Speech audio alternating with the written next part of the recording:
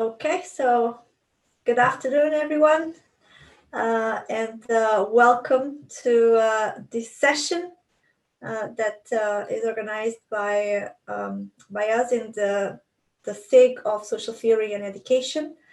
So it's composed by Mark Murphy and myself, Cristina Costa. So I'll let Mark do the introductions. Thanks, Christina. Hello, everybody. There is me waiting for the Zoom numbers to increase. And of course, we're not on Zoom, but we are on Zoom, like a busman's holiday. Thank you so much, everybody, for turning up today. Taking a break from watching an endless election, never-ending election in some other part of the world. I hope we're some kind of relief from the real world into the world of theory and methodology. So my name is Mark Murphy, as Christina said. I work at the University of Glasgow as a reader in education and public policy. I've had a long-standing interest in issues to do with social theory and methodology in education and broader public policy research as well. I've worked and still work with Christina on a number of activities. You may be familiar with our website, www.socialtheoryapplied.com, which we help to co-edit. I also have a book series on social theory and methodology in education research, which Christina is also on the board of. That's with Bloomsbury. You may want to check that out as well. We've also edited a number of books on topics related to social theory as well. So Christina and I have a long-standing, what you might call obsession with this topic, which is just as much about methodology as it is about theory. I was once called a theory boy, and which, is fair enough on the surface, I suppose. But actually, I'm as interested in methodological concerns in education research as I am in theory. The two very much go hand in hand. So we look forward to presenting our paper today. I think if we can start with the first slide. And if we can, so the title is Taking Stock of Social Theory in Education Research. Can you just go back there? Hybridity, methodology, and critical reflexivity. These three aspects are crucial to the way in which we take stock of theory in education research, and this should become evident as we get into our presentation. Next slide, please. So there is a version of the paper that we're doing today coming out in this text here, Social Theory in Education Research, Understanding Foucault, Habermas, Bourdieu, and Derrida, which I edited in, I think, 2013. But there's a second edition coming out next year. And there's a brand new chapter. There are a number of key revisions to the book. I mean, some of you may be familiar with this book, but there is a new chapter written by myself and Christina on this very topic about methodology, because I felt as editor that the book needs to beef up the methodological concerns that were there from the beginning. Sometimes it takes time to reflect back on a publication and to consider, what's missing, what can be improved. So just so you know, that's coming out with Routledge probably late next year. So keep an eye out for that. Next slide, please. So to go to today's paper, in this talk, we argue that education researchers, it's kind of a position paper, if you like, should consider more fully the ways in which social theory is utilized in contemporary forms of education research. We argue that there's a need to develop a form of critical research literacy that positions theory as the significant other of method in an effort to advance technological innovation in the field. it's evident clearly that education researchers are very strongly drawn to the transformative potential of social theory, particularly those who work with a strong qualitative or interpretive bent to their methodology. Social theory is a big draw because it offers tools to develop a counter discourse to prevailing orthodoxies, particularly positivist or even post-positivist epistemologies in the field. This function, this counter discursive function, is much prized, and understandably so, in a field that is inevitably politicized and wide open to ideological manipulation. There's a strong political bent to engaging with theory, and this needs to be understood and foregrounded. So there is quite a counter discourse happening around the field of social theory in relation to the desire to paint education research as a value-free activity. Social theories provide a suitable platform for developing this counter discourse, as they share an unquestionable political orientation, while also providing a rich resource of material and concepts drawn from a diverse interdisciplinary base. Our position is that strong forms of theory application require close attention to both the ways in which theory is conceptualized and operationalized. But at its best, theory application also demands of the researcher the capacity to engage in theory hybridization, as well as to reflect on the ways they've incorporated theory into their research. So while we've had this decades-long desire to engage with social theoretical concerns, I think there's come to a stage in the trajectory of theory and methodology where we need to enhance and to improve the way in which we use these functions in our own research. You may ask at this point, why be interested in this topic? Well, there are a number of reasons. One of the key ones is from our own experience as education practitioners, particularly as supervisors and reviewers of early career research, any stage of career education research.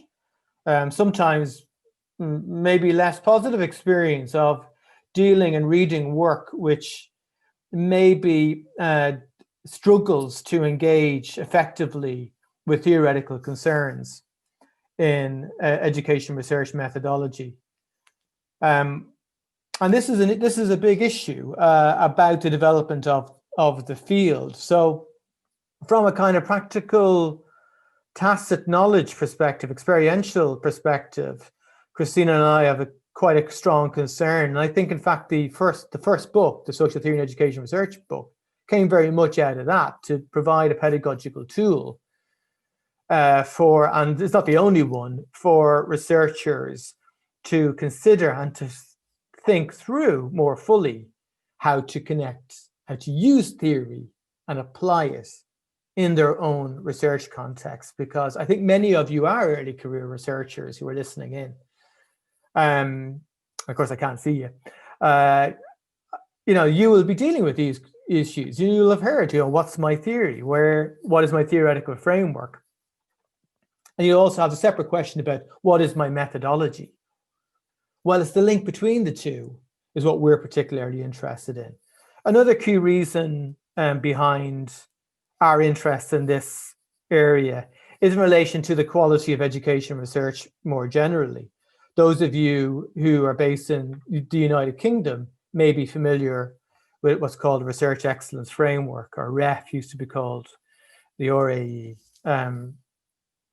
The key aspects of the REF relate to issues to do with originality, significance, and rigor of educational and research. And a key component of that is the use of theory in the deployment of educational research methodologies.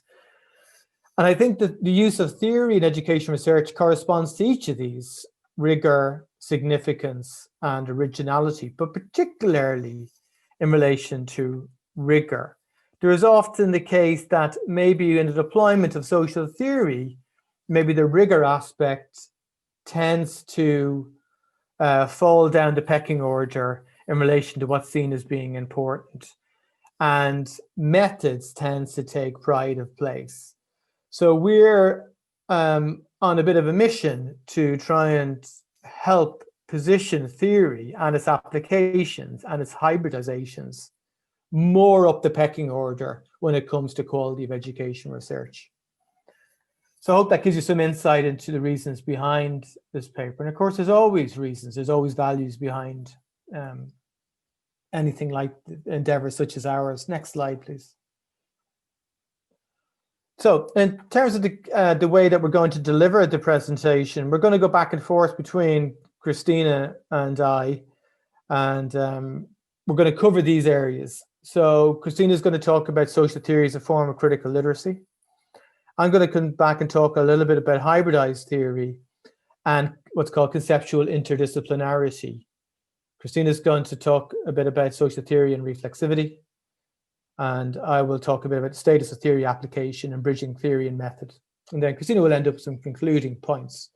We hope that this raises some issues and questions, issues for debate that we can discuss afterwards. I think there's some kind of function you can use to raise issues during the talk as well. Note also that this is a joint presentation, so it's not like we wrote these sections separately. It's just for ease of presentation and give us each a chance to talk. So I hope you enjoy it. Over to Christina. Hi. So I just wanted to, before start talking about, and thank you so much for that introduction. I think kind of clarifies a lot of the aspects that we want to discuss here today. But just to remind you that there's, from where you're watching, there's an option to ask questions for us to address at the end of the presentation.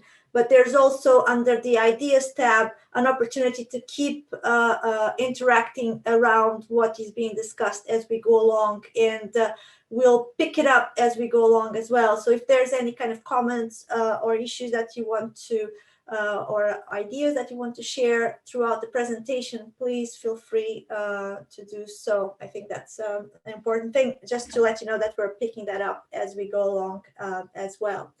So just to kind of build on from where Mark stopped in terms of thinking and the reasons behind trying to push this idea of the importance of social theory in research education. And that's from my perspective. So Mark talked a little bit about where he came from, where he arrived at this type of problematic that we are aiming to deconstruct. From my perspective, it came from doing my own PhD and kind of finding these stumbling blocks in terms of kind of almost unclear ideas of how theory is applied. So it is, you find a lot of evidence or a lot of narratives around what the theories are, the description of the theories, but how they're applied, that's the kind of aspects that are far more kind of less discussed. And so these kind of, for me, this kind of needs to clarify what the role of social theory is and how it links to methodology came from my own practice as a researcher trying to kind of conduct a PhD project. And in that sense, one of the things that I think it's very important for us to address here today is how social theory can be seen in the context of research as a critical literacy that researchers would or should develop. And as part of that, I would like to start with this idea that the importance that the role of the language has in this aspect. And this is so because one of the aspects that I've observed quite frequently is that Either people tend to disregard that aspect when engaging with theory, or sometimes even puts them off in terms of engaging with theory. So seeing social theory from a prism of language is key, in that we then understand how language illuminates the understanding of the world that we aim to explore. So it kind of gives clarity, and it gives a direction from which to explore the research or the phenomena that we're engaged with.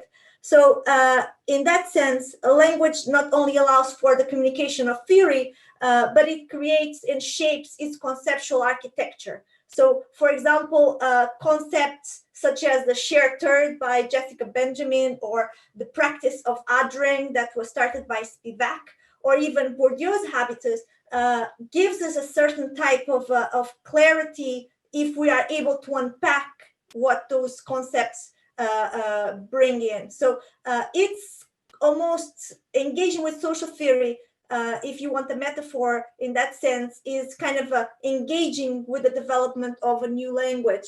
And language in this sense is as an explanatory power, where concepts enclose but also unfold much more meaning than the word may at first sight indicate.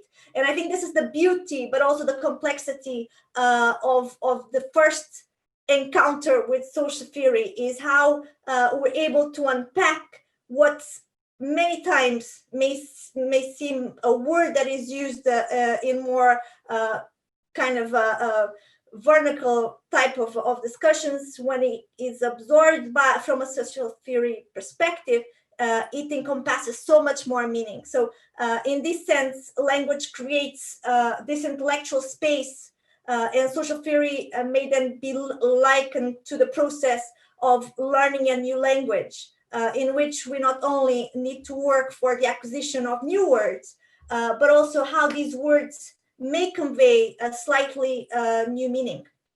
So it's about how we work with these nuances and complexities of the newly acquired vocabulary. Is both challenge, but it's also, I would say, there's a sense of triumph in terms of meaning making, because one of the things that I always found myself as a PhD researcher, but even today as a kind of a little bit more experienced researcher, is always trying to grasp for meaning of how I can communicate and do justice to the type of phenomenon that I'm trying to explore and explain. And I think social theory does that to a certain, to a great extent. And the more we kind of are able to engage in that, then the more complexity we're able to extract from the type of research that we're doing. And that in itself is a key critical literacy of researching. And I would go as far as to say that social theory as language then gives researchers perspectives from which to work from, thus orienting researchers towards a direction of inquiry, because the theoretical concepts we adopt carry information. So I think it's important to also think about, and I was reading Bourdieu just this morning about this issue, around this idea that trying to place ourselves in a neutral field it can become quite problematic. But if we place ourselves and justify ourselves through a theoretical perspective, then we have a clear line of work, if you will. So in that sense, theory creates a common language also between researchers, and I think that's another aspect that is very important.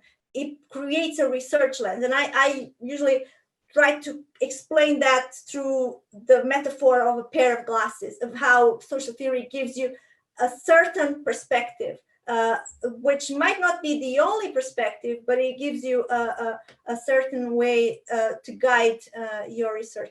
And this is an essential step in the research process, because it allows for the conceptualization of a given research phenomenon, how we see it, and from the perspective that we see it. So there's a kind of a more kind of critical practice of how can we engage in justifying the way we position the research in that sense. And I would go as far as to say that this is an essential step in the entire research process, not only regarding what we want to capture as part of the research process, but also then providing cues of how we need to capture. So again, that aspect of methodology that is so important, that connection between theory and method.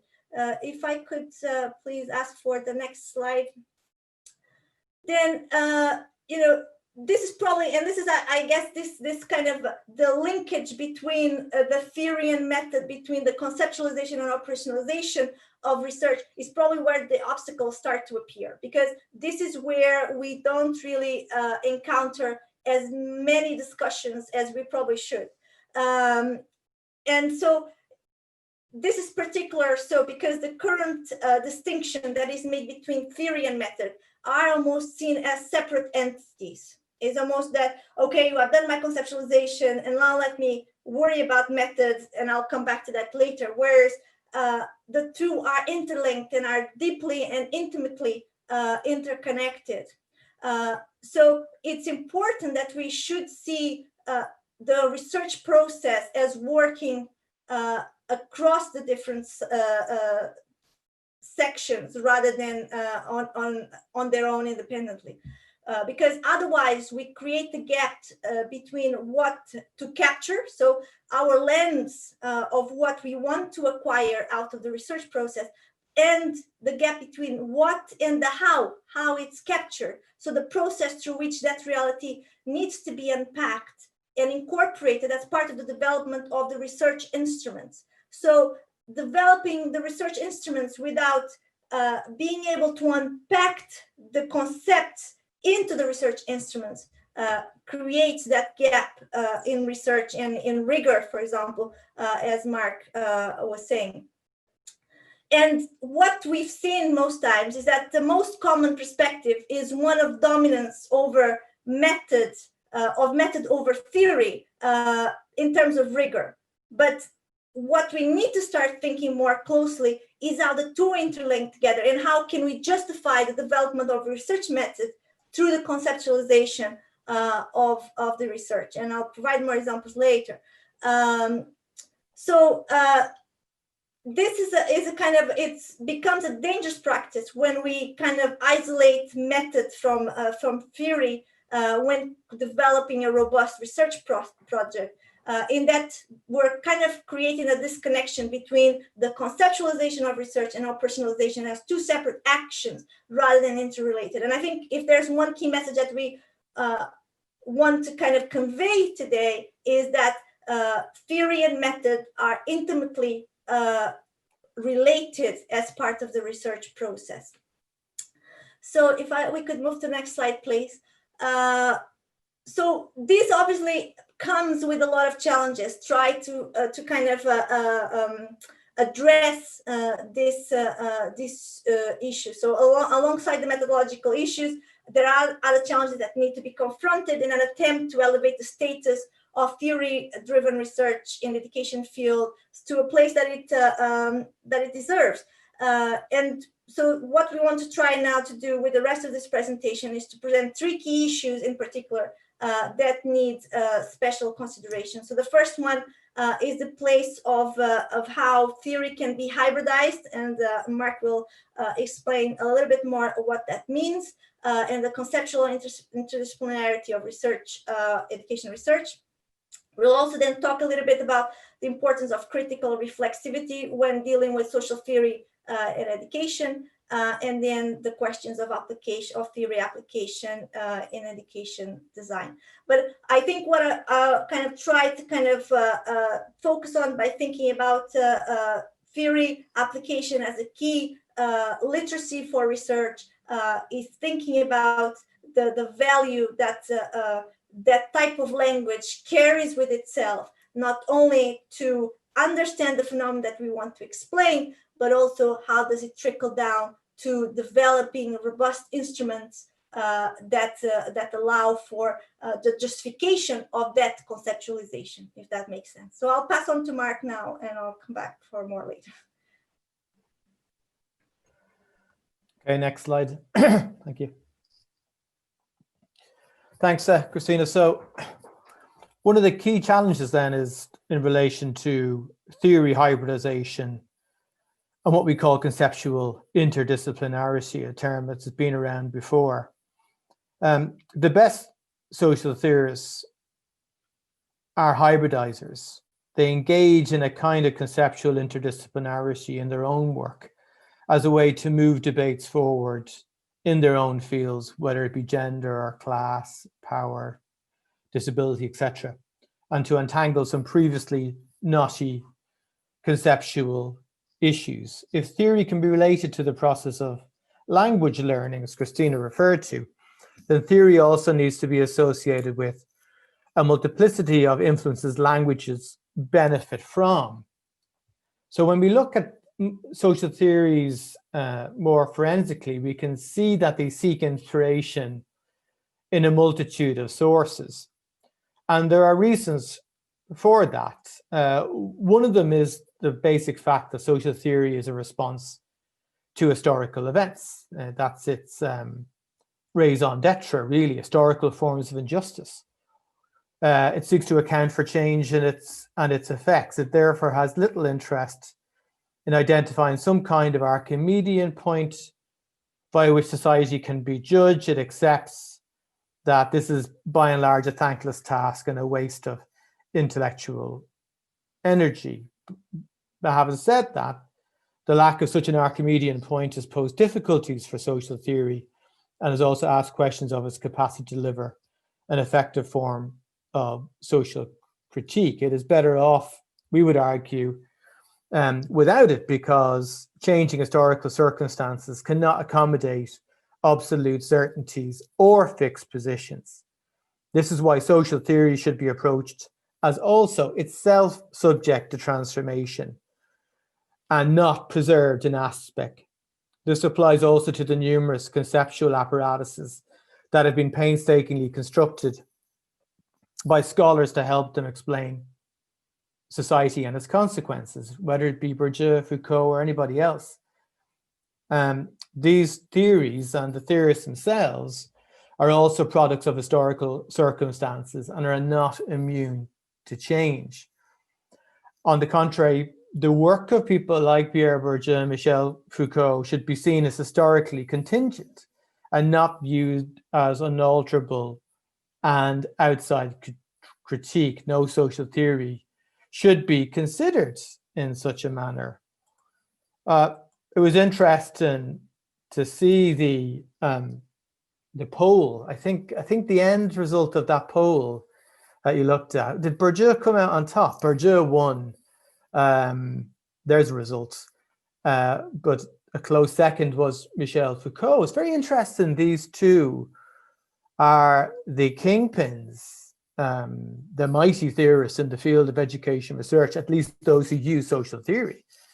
And it reflects their enormous importance, of course, and they are brilliant, but also it reflects their historical development and the context within which their ideas were generated. And if you look at the development of, for example, the British sociology of education, you will see a very clear trajectory based on the work of Pierre Bourdieu and Michel Foucault in particular. So, for example, the British Journal of Sociology of Education, heavily indebted to the work of Pierre Bourdieu. The Journal of Education Policy, another key international journal in the field, quite heavily theoretically based, as a major debt of gratitude to the work of Michel Foucault. These journals established 1970s, maybe early 1980s, came out of this historical context where the ideas of people like Bourdieu and Foucault came to the fore. And that's entirely appropriate, completely makes sense. And the journals are excellent. The work of Bourdieu and Foucault, of course, is excellent, has been a brilliant source of intellectual material for those of us who work in this field. I'm a big fan of these two myself, but I think it needs to be acknowledged, as I've just said, that the work of these thinkers is historically dependent. And so therefore, their work is not immune to change and can be questioned from the perspective of the hybridization of ideas. It's also important to realize that these two thinkers, as well as many other major social theorists, were hybridizers of theory. So if you look at, for example, the work of Judith Butler, in the poll got a 2%. Come on, people, 2%. People like Gayatri Spivak, Stuart Hall, Edward Said, Norbert Elias. Look at the work of these people. They were hybridizers. They brought elements of theory from quite different and dispersed and disparate theoretical paradigms, brought them together. Bourdieu being a good example. I mean, he was called a neo-Marxist for a long time. He did draw on the work of Marx, but he also drew quite heavily on the field of anthropology, cultural studies, in order to deliver the kinds of ideas that Bourdieu has developed. He had to hybridize his work in order to move the field on. The same for Foucault. His ideas are brilliantly hybridized across a range of not just thinkers, but also disciplines. Both of them were transdisciplinarians par excellence. So as I say here, theory is built on the hybridization of ideas, inevitably so, in the art of theory making and theory application. However, it's not hard to overlook. It is, as we can see in the field of education research particularly, it seems to be too easy to adopt a research identity that pays homage to a particular theorist. Now, as we can see in our field, Bourdieu and Foucault are very much at the top of the list, but there are also other ones like Habermasians, Derridians, Freireans, and so on. There is this tendency that we've noticed to adopt this research identity, partly because of the way in which the field of sociology education has developed. To some extent, this is understandable, of course, especially as an early career researcher. It's difficult enough to master the master's tools, as it were, and then to also think about how we could hybridize the work of people like Bourdieu with other social theorists or with other disciplines. That's a tricky thing to pull off. But the point we're making is that, well, if you look at the thinkers that you're using, and if you're heavily indebted to Bourdieu, remember that they are hybrid theorists. Next slide, please. We need to question very strongly if such monological approaches to the theorization of research in the field of education, particularly, is sufficient in the face of highly complex and rapidly shifting forms of educational practice, identity, and governance. We're talking about theories. I mean, between Bourdieu and Foucault out of the poll, I know some people don't use the work of social theorists yet, but you're looking at over half being heavily reliant on Bourdieu and Foucault, or at least edging towards them. Their ideas were developed in another century. We already know the 21st century has brought up a whole list of challenges that maybe we wouldn't have even foreseen in the previous century. So ideas have to change to reflect contemporary issues, particularly in relation to educational practice, as I say here, issues to do with educational identity and educational governance. A hybrid approach assists with both theory development and research design to help us cope more effectively in understanding changing educational imperatives. At the same time, theory needs to test and reconstruct itself based on changing forms of social practice. And one way to do this is to test one theory against another, or to work with different theories at the same time and see what each can add to the other.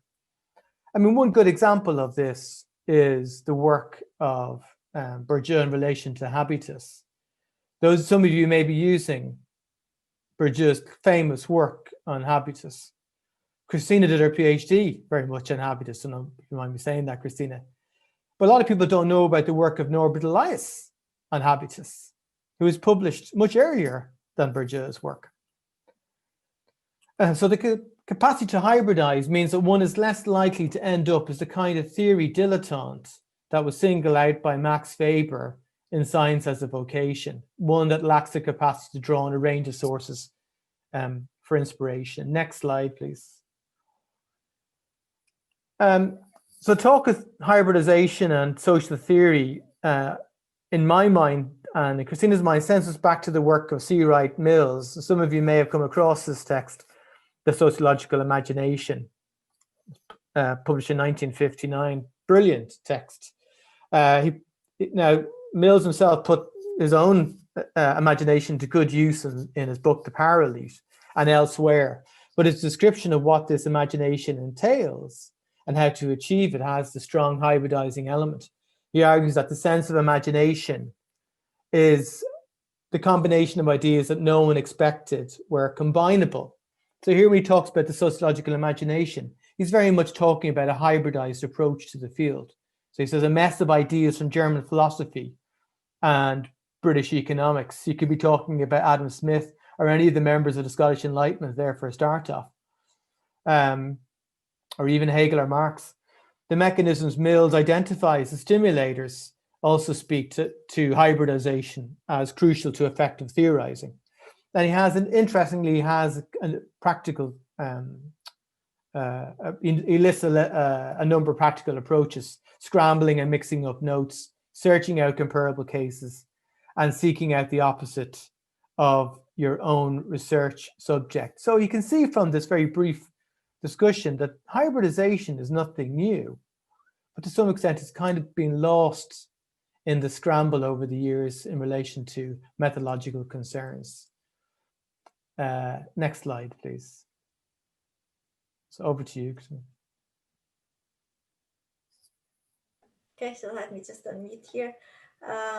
Yeah, so to build on that, I think there's also an important aspect to think about, and is that of practice of reflexivity, and that will be no news to you or something that comes as a surprise, but it's thinking reflexively in a different perspective in relation to our theory work and the role of theory in our research project, just more so that goes beyond this idea of positionality, although it's kind of interrelated to that as well. So thinking about the relationship of theory to practice is at the center of academic research, and even more so in relation to education. Theory and practice are supposed to communicate with one another in a manner that avoids superficial hierarchies between them, and theories are only as good as the practices that they explain and interpret.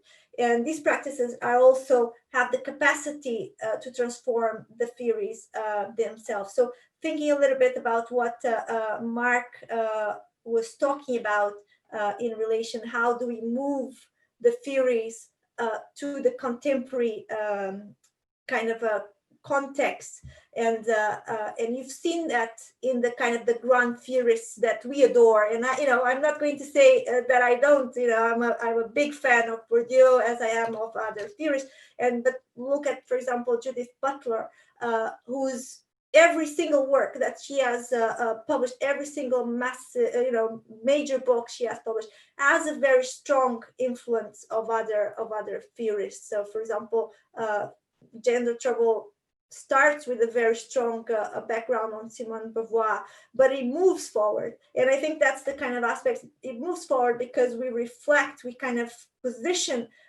how those theories relate to the current practices. And so it is important not to take the masters at face value, if you will. And I think what's more important in the field of education than there are in other fields, for example, is that it's a professional field of practice. as well as an academic discipline on its own right. But those boundaries tend to be blurred when they are researched, because most times we embody the two roles. And so it is important to acknowledge that aspect so that we're not blindsided by certain scenarios. Because otherwise, what happens is that social theory starts to lose its ability to speak to itself. Instead, the focus lying on the utility of professional scenarios. And I think here you may sympathize with that, especially if we come from backgrounds, we're researching the backgrounds in our own practices. This can be relegated to a second-order status, which may explain why the education field relies so heavily on monological approaches to theoretical frameworks in research design. So I think it's important not to think about which theory fits, but to which, and probably the fitting is probably the problem, is thinking more about how can this explain the contemporaneity of this phenomenon.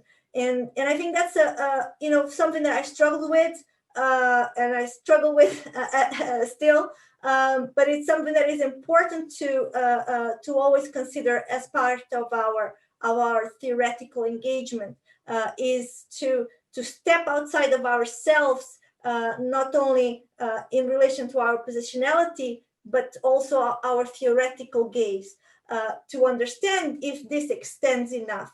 And that is not to any disrespect to any theorist, is actually, I would say, a compliment to bring those theories forward and to extend them into new perspectives.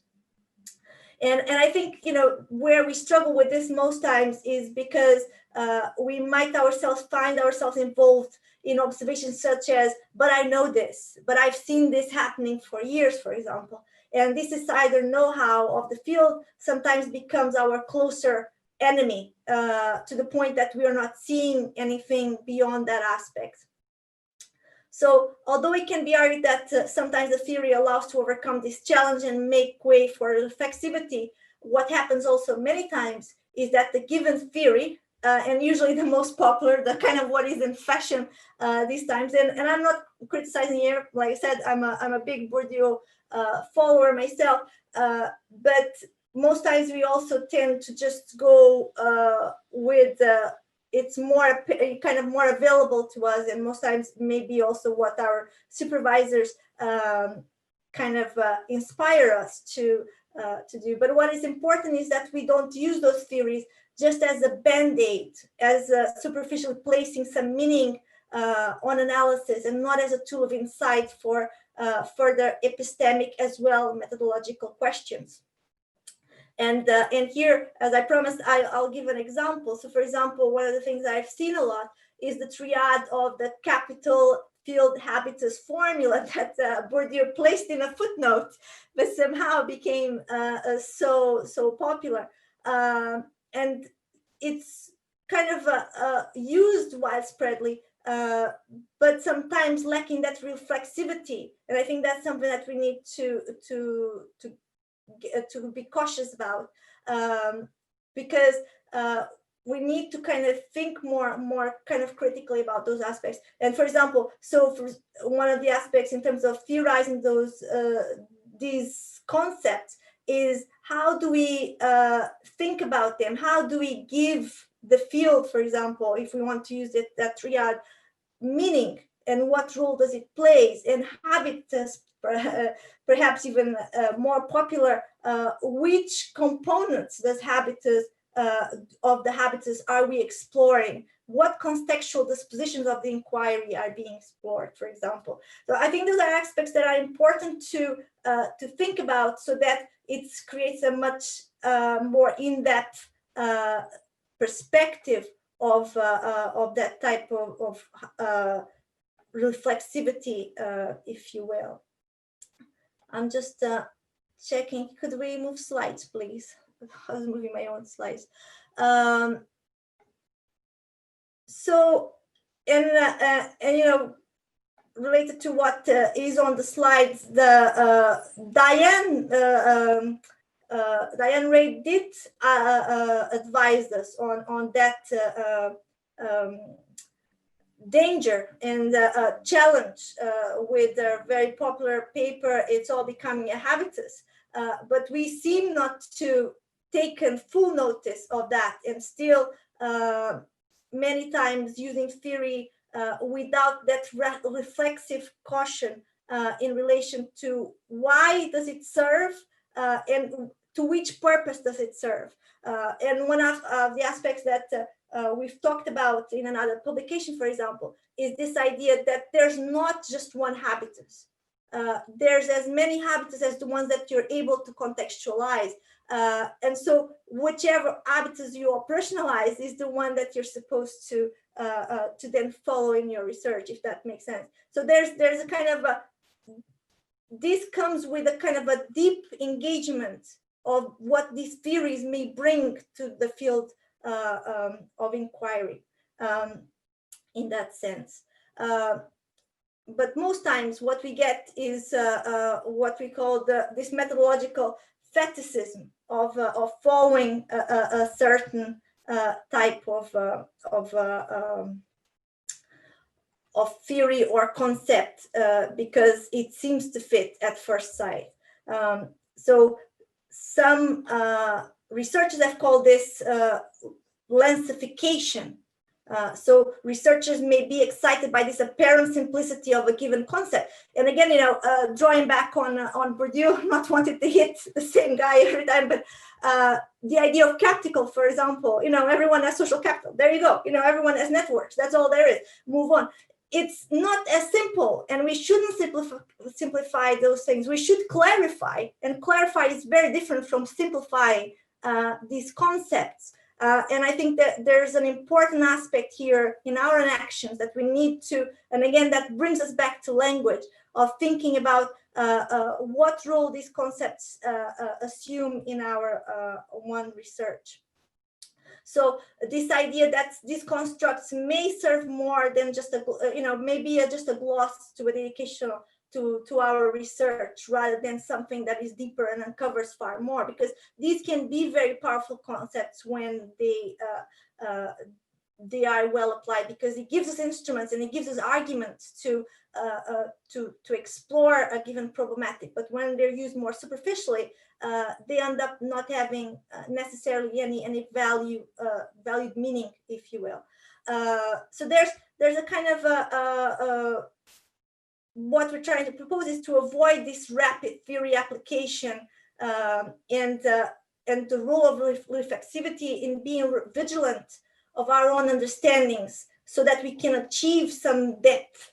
And the concern here is how we link theory to method, because that's, if nothing else, this allows us to justify why this inquiry necessitates this type of constructs, this type of theory, and if it is also enough, does it extend enough to that context, or do we require something else at that point? So he's always being vigilant of the rigorous of the research by making sure that the theory moves along the entire research process. So, and what that yields is that our understanding of the phenomenon then are transferred to creating research instruments of data collection that justify the conceptualization of the research phenomenon in the first place. And I think Mark already talked about here, you know, it's justifiable to follow the big guns, if you will, because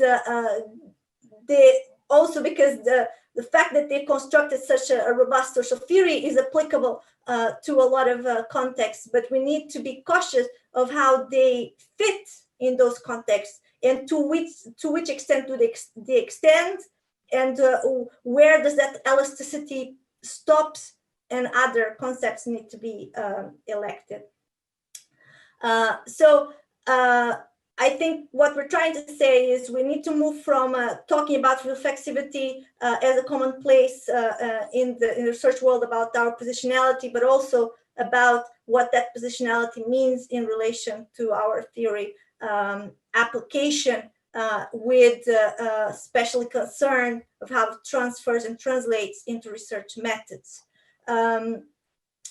So I guess what's important here is to remind ourselves of the role of the theory-driven research, which is not just in providing us with a lens or a perspective, but of linking theory to data.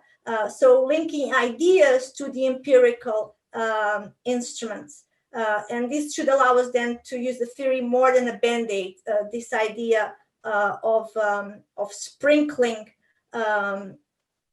theory. So just, a little bit here and I'm done.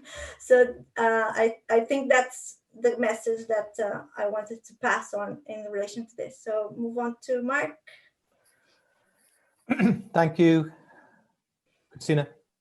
Yeah, so this is the third and final key aspect of our presentation. We've dealt so far with issues to do with the importance of hybridization and conceptual interdisciplinarity in education research, as well as just now the importance of being able to reflect critically on the use of theory and theories in education research. And this leads us nicely onto, and we touched upon this issue already, the status of theory application in relation to bridging theory and method.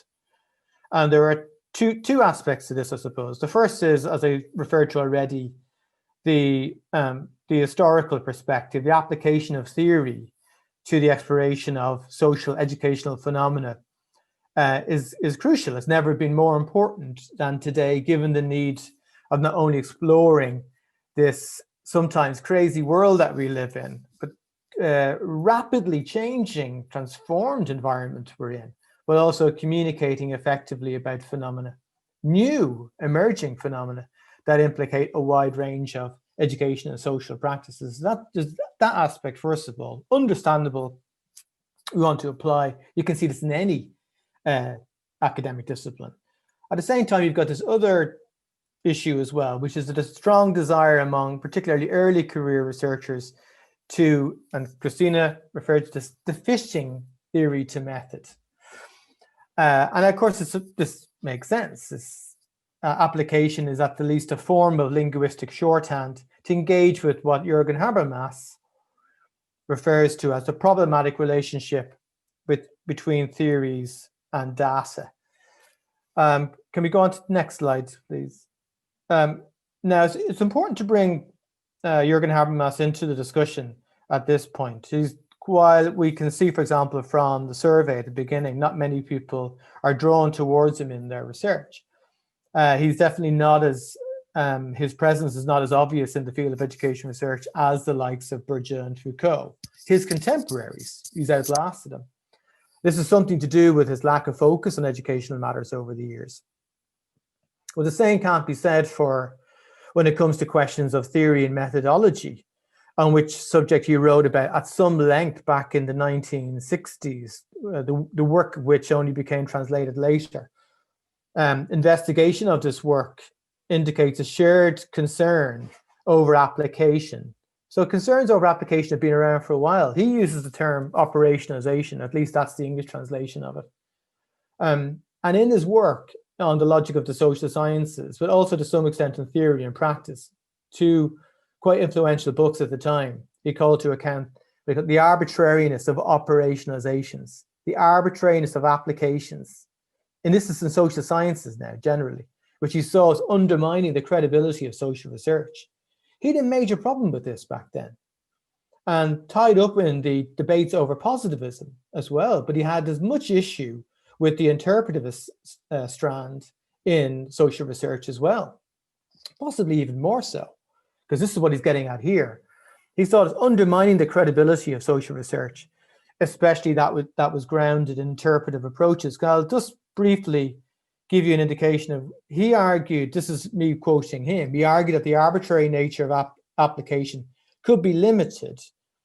He said there's a way to sort this out if we could make conscious the process whereby measurement procedures in social science research are adapted after the fact to a pre-scientifically grounded correspondence between sociological concepts and communicative experiences.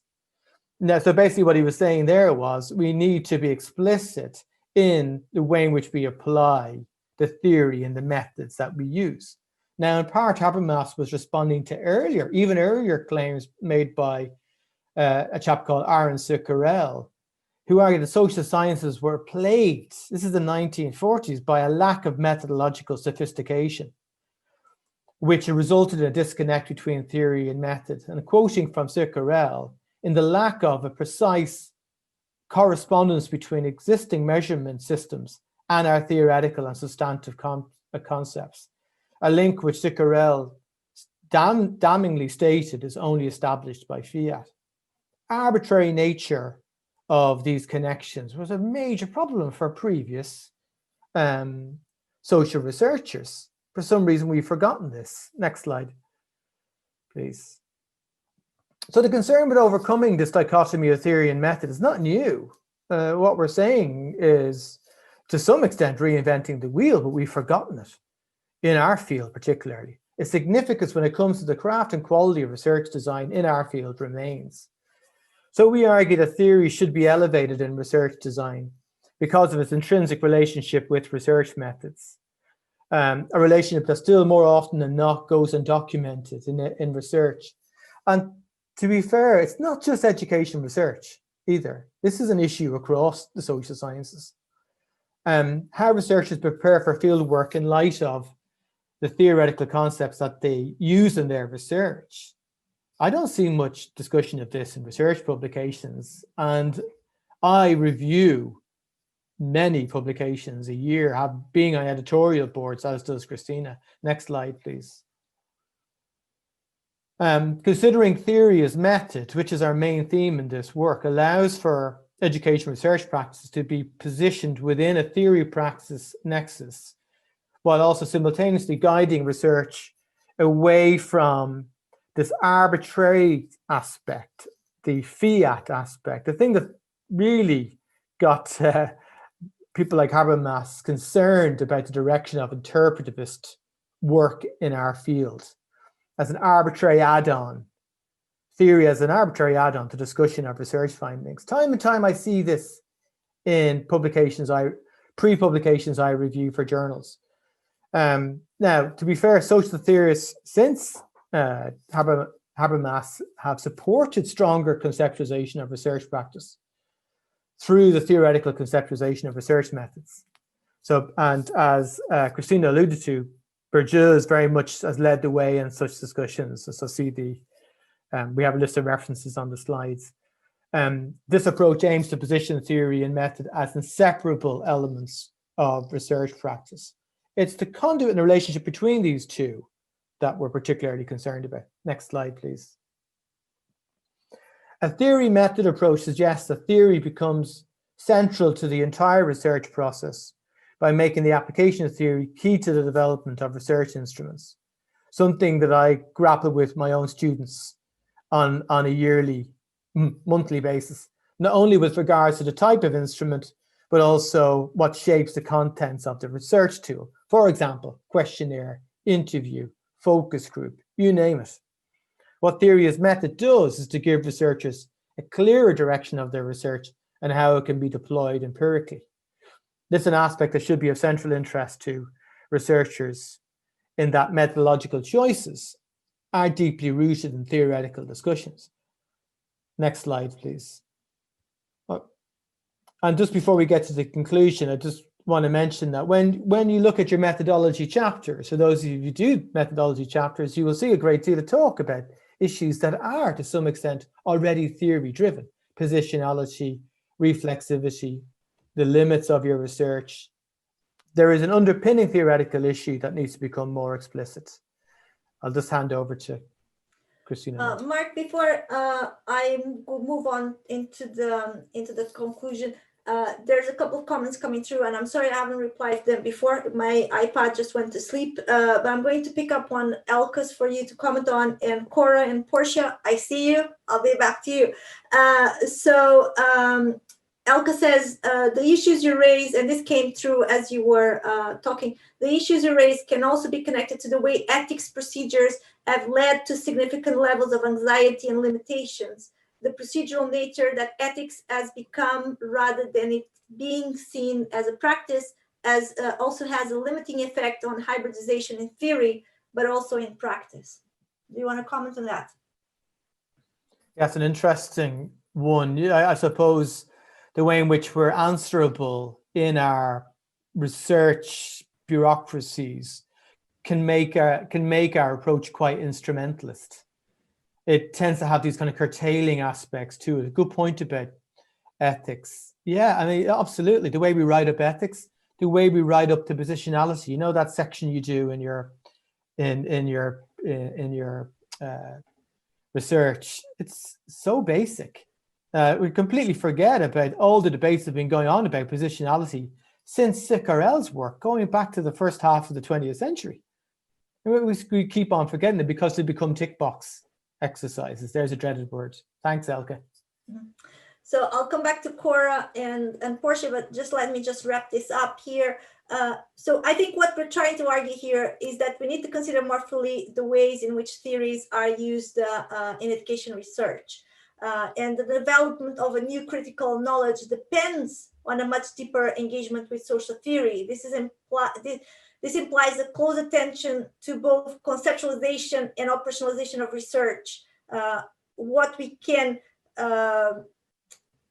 we call theory as method. So that's, you know, when we talk about theory as method, we're making this the marriage of the two.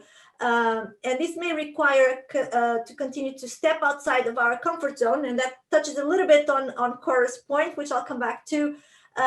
Continuing to learn new languages, engaging in hybridization theory, and in how we bring these ideas together to form new understandings, but also to develop more kind of research instruments that can be justifiable in that sense. So, and I think, you know, we've said this quite a few times here, but you know, what we need to understand is all these theorists that we pay homage to, and so we should, and that we follow, they too did that. They always, they brought those things together. They brought new ideas together. They developed new language. They engage with the language that other theorists made available to them.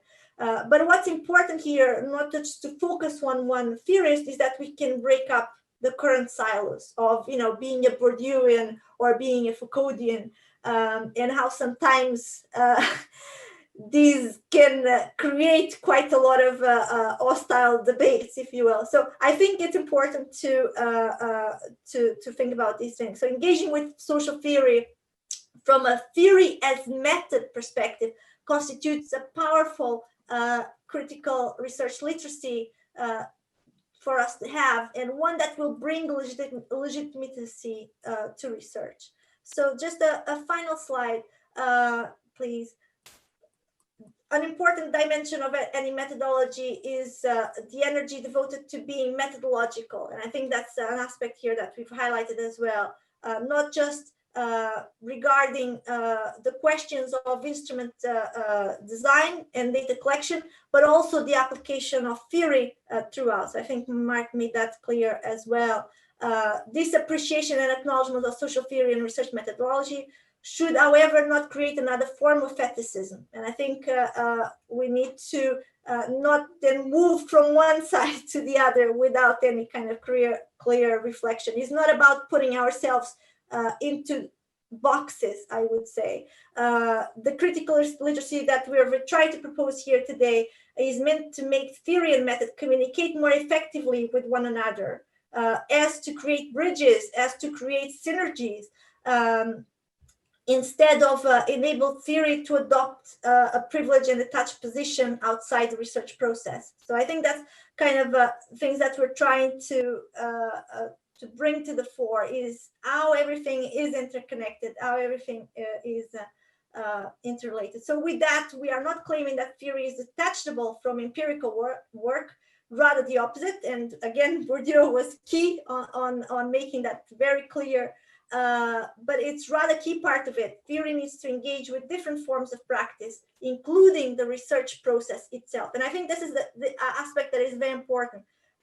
Is not just that theory relates them to the practice that we're observing and studying, but that it relates to our own practice as researchers. So I hope this was interesting in that sense. I'm just going to pick up on Cora's and Portia's. There's other comments coming through, but I want to honor them first, given that they've been here on the waiting list for a long time. So, and this is something that we can answer together, Mark, because we have different experience in this sense. So Cora asks, I find that for early career researchers, getting into social theories can be daunting. Do you have any advice on how ESRCs can navigate their initial journeys into social theories? So do you want to go first, Mark? Yeah, I mean, yeah, thanks, Cora and Christina. Yeah, you're absolutely right. It is daunting, you know, and we don't want to give the impression that, you know, it should be daunting, or, you know, people who think that aren't up to scratch. No, that's not the case. That's the position that we start from. And one of the reasons why we've engaged in publishing, the website, the book series is to offer pedagogical tools for that very purpose.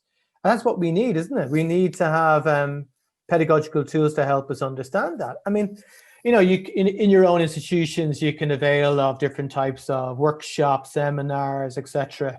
You've got your supervisory committee, but often, especially in education, they can be, you know, very much devoted to particular thinkers in their own field, you know, for understandable reasons too. We need to be able to develop new ideas and new approaches to methodology to help early career researchers. And part of what we're doing with this paper is very much linked to that, saying, well, actually, and in the extended paper on this topic, we'll be talking very much about the practical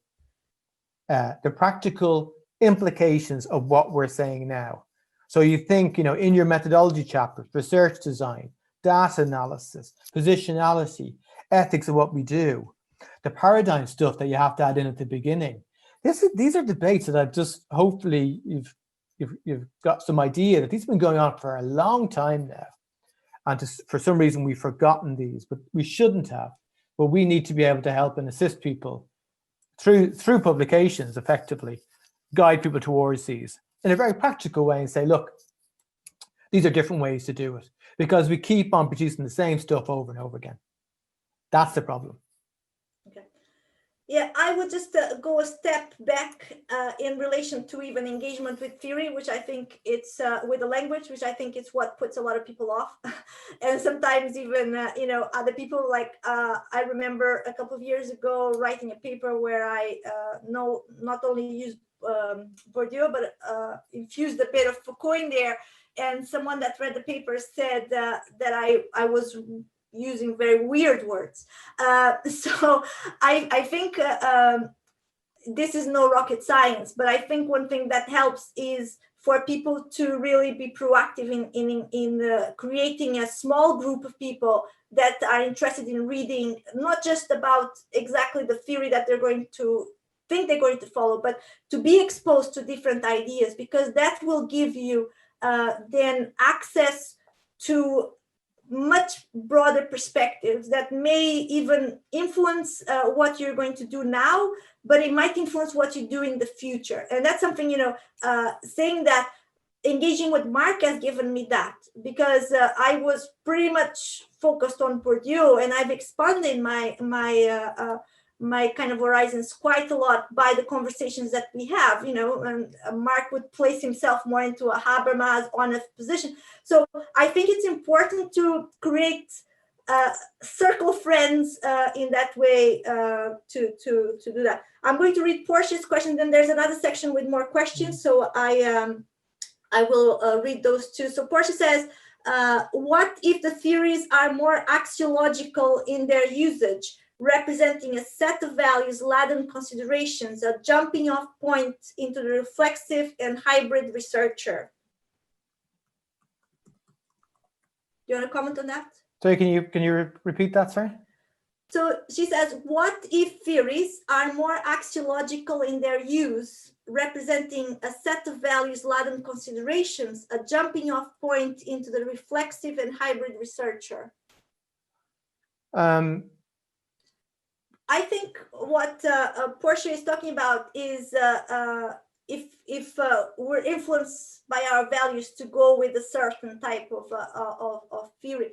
And I think here one of the things that I like to remind my students is that a lot of the research that we do has some biographical aspect, either because we associate ourselves with that aspect, or we can see how that we resonate to that, or our research participants resonate to that. So obviously the axiological aspect is infused there. But yeah, I mean, I would think the axiology is central, because really what we're talking about in social theory is value-laden research. I mean, the positivist debate has cast a long shadow over everything we do in the field of education research. Many of you will be writing up sections in your methodology about how you've adopted an interpretivist paradigm, and you've dealt with issues to do with epistemology and ontology, and talked about value, how your work is value-laden and you don't believe in value-freeness. This is the long reach of the positivist debate that's never really been resolved. We have this kind of brittle détente between the interpretivists and the positivists. But what's happened is that we've so basically going back to the likes of SICRL and Habermas, they're saying, yes, value-laden is a valid way to do it. But we need to be thinking about the values. There's nothing wrong with value-laden research, but then it's to reflect back on that and to be more explicit in the way that we hybridize those values, think about them, and also how we apply them. Yeah. So yes, I mean, that's a good point to raise. Values is massive. And in Habermas's work in theory and practice, based on his discussions with the likes of Popper, it's absolutely crucial to his ideas and operationalization.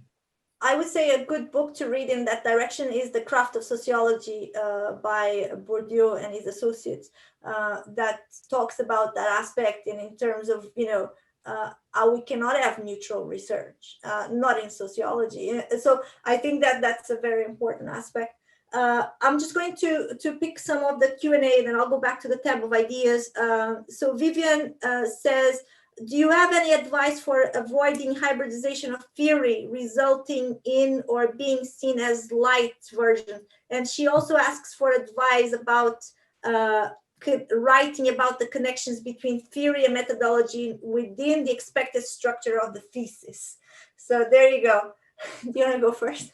So advice on the kind of hybrid light approach, which is so prominent in papers that are sent to journals like the British Journal of Sociology, the sprinkling thing. Well, don't do it is the basic answer. Have some depth to your discussions. I mean, one way to avoid it, for example, is to use one theory kind of to test another one. So a very basic way is to take ideas from Foucault, for example, panopticism, but then to use other ideas from somewhere else is to reflect and to test the way in which schools, for example, operate like panoptical institutions. So you're saying, well, yes, there's some value to Foucault's work, but maybe we can get ideas from somewhere else. So that is a deeper way to hybridize and to avoid the sprinkling. Because what you're saying to the reviewer and to the reader, you're saying, okay, panopticism, a Bentham idea going back, don't forget that Foucault is a hybridizer. We don't need to just accept this at face value. We have to ask the question, well, are schools panoptical? And then you can draw on other sources to explore that. Other disciplines like geography, anthropology, whatever it is.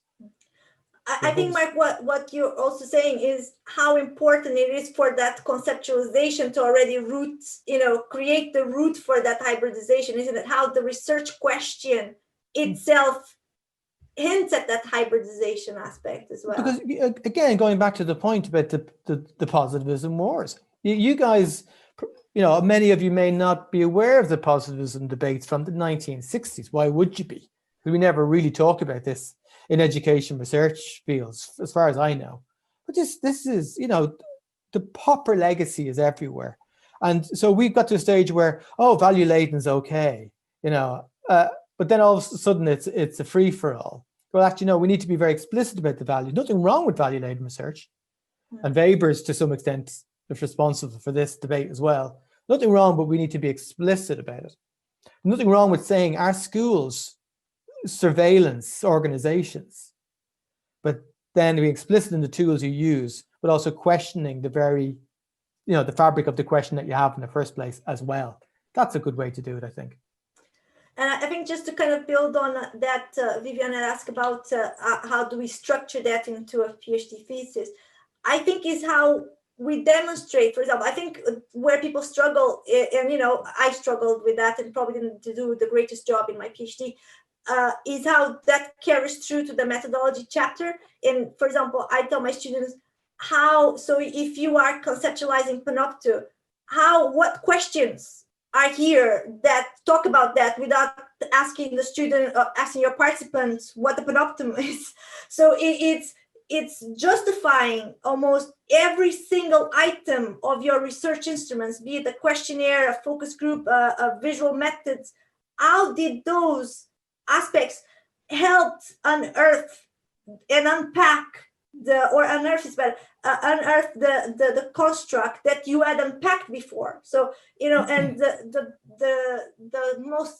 kind of the simplest example that I can talk about is habitus, for example. So habitus, if like a generic Bourdieuian definition, is categories of thinking, values, and perspectives. So how that then are reflected in people's dispositions that are embodied in practice. That's quite complex itself. But so which dispositions are we looking at? And as part of those dispositions, how do we impact those perspectives? How do you unpack? Are you going to elicit from your participants that they explain those perspectives and values? So everything is contextual. These tools, why they are big theories, are social theory, is because they start by operating in the abstract, and you have to add the concrete aspect. I don't know if that makes sense, but that's how I would. Can I expand on that, or do we have more questions? We have more questions, but if you want very fast. Okay, so Stephanie says, as an ESRC, I think I get caught up in the quest for purity in my use of theory. How do we stay true to the theoretical basis and use it to move on without diluting the position? Or as you say, just using it as a tool to resolve our question? The point of us doing any of this research, many of you are PhDers, some master students, we're trying to contribute to debates in our field. Quite an important thing to do. And so because of that, then the quality of what we do is crucial. And we have a major contribution to make. We can't just leave it to positivist oriented, what works type of research methods to influence the field. The theory-driven research has a huge amount to say. So, working in this field is massive. So doing theory work is important. But in order for the field to have greater impact, we would argue that our end of the bargain, the theory-driven, value-laden interpretive research, needs to some extent to clean up its act. It needs to take seriously issues to do with rigor. It doesn't need to copy positivists' ways of doing things, but it has to take care of its own house, if you like. So hybridizing, critically reflexing, being more explicit in the way we apply theory to method are part of that, which we would argue is a political agenda as well. So what you're doing is important, but if we're just going to keep applying habitus time and time and time again in a way that isn't hybridized and isn't reflected critically on and isn't being explicit about the way in which we do it, well, where are we going to end up? We're just going to end up in an intellectual silo, which there is some evidence to suggest that's happening, which is unfortunate, I have to say. Mm. So I hope you're getting some sense of why this is big. This is important. This it's difficult to kind of get this across in this kind of virtual environment, but there is a struggle. There is a big battle going on in the field of the politics of education research, and we're in it. We're up to our necks in it. But I suppose it's difficult to see the wood for the trees when you're there busy reading The Order of Things, or The State Nobility, or whatever heavy textbook that you're getting into. Much bigger debate going on. Purdue is heavily involved in those debates, as was Derrida, as is Judith Butler, and so on. We have two more questions as far as I can see, and here comes a very controversial one, but not controversial, but hard to answer. So I'll default that to you, Mark. So Anya asks, you are a strong advocate of theory method approach. What about research that uses grounded theory and the role of social theory in this type of research? You want to go first? Yeah, I mean, grounded theory is is a valid approach. I don't think it's they're mutually exclusive, social theory and a grounded approach.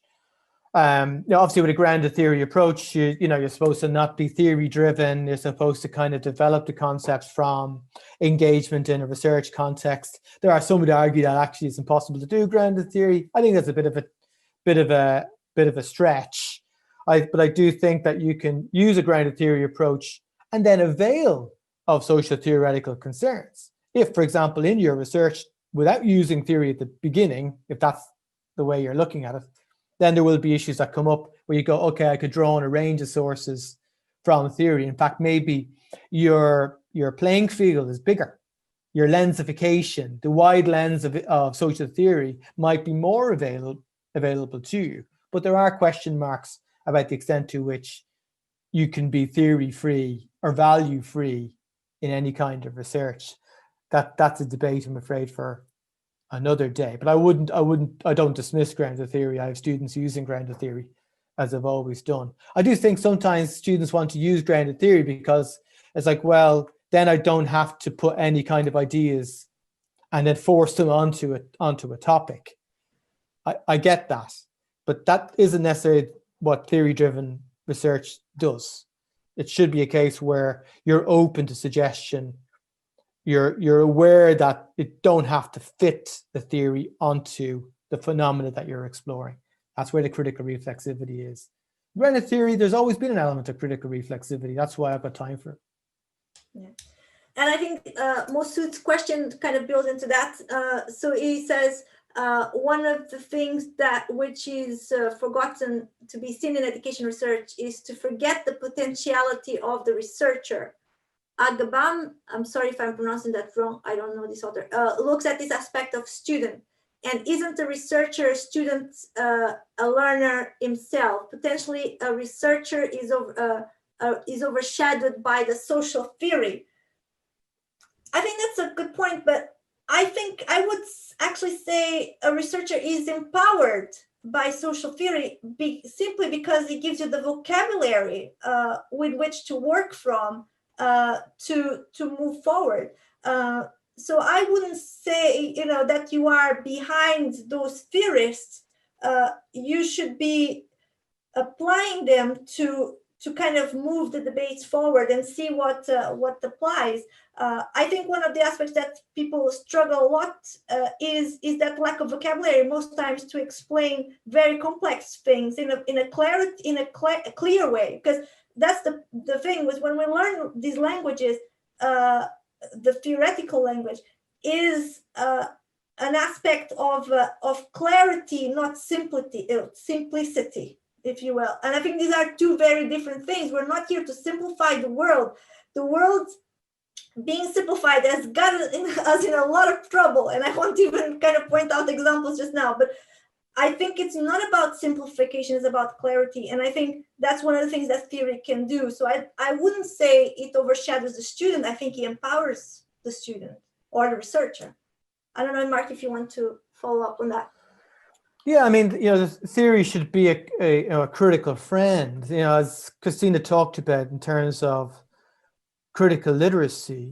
Without the language of theory, how could we expand and develop our understanding of issues that directly face us in the field of education? I mean, Bourdieu being a great example, but take someone like Judith Butler, for example. Without the work of Butler on performativity, how would we got to a stage of understanding gender in schooling and education in a more complex way than we do now? Without Butler, we'd be lost. But what I'd like to see in relation to the work of, say, Butler, for example, And to take the question, how do schools perform gender? Really interesting question. Yes, you'd expect Butler to come in. You need to know your Butler. I'd like to see people go, okay, let's use this as a device to try and understand. You're starting with a position, theory-driven, value-laden, but that doesn't need to stop there. I'd like to see people, for example, use the work of people like Iris Marion Young.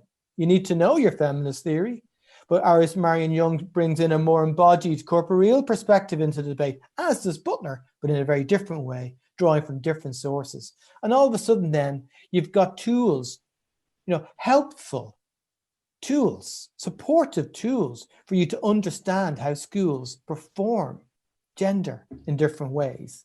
And then that can help move debates forward in our field, create new ways of thinking, and then inform the debates about quite often messy and complex areas. We need this to happen as opposed to the same old stuff that we've had. I hope that helps. Do we have a couple of more minutes for some questions? Are people happy to stay behind? Marie, I don't know if you are. We have a couple more questions that we would be happy to address, I think. Mark? Yeah, I'm okay. Yeah, okay, so 5 more minutes. So Sophia says, interdisciplinarity has become a desirable buzzword in research contexts. How does hybridity fit within this shift or differ from it?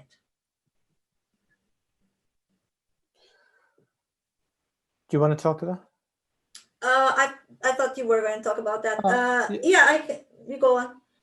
Yeah, I mean, look, as we were talking about in the presentation, when you're able to draw on ideas from across disciplines, I mentioned, C. Wright Mills, using ideas from German philosophy and British economics. I would recommend reading The Sociological Imagination. It's still brilliant. That's where we get our ideas from. See, education as a field is brilliantly positioned to be interdisciplinary, transdisciplinary. It causes us major headaches because we need to kind of know more. This is part of the problem, but there's a great potential to unleash new ideas. I mean, we've got to get to a stage where we're not keep borrowing ideas and then being beholden to them from other disciplines to understand educational processes. That's an unfair position to be in.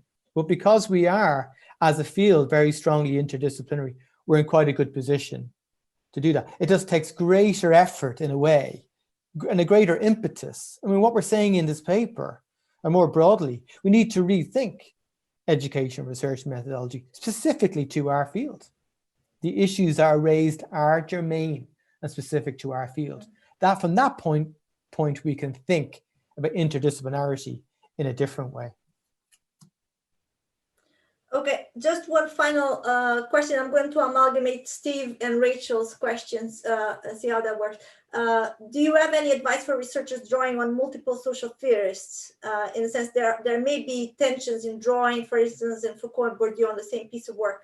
And then Rachel talks about, asks if you had a blank slate, which obviously none of us have, she said, who would you read first, Butler, Bourdieu, etc.?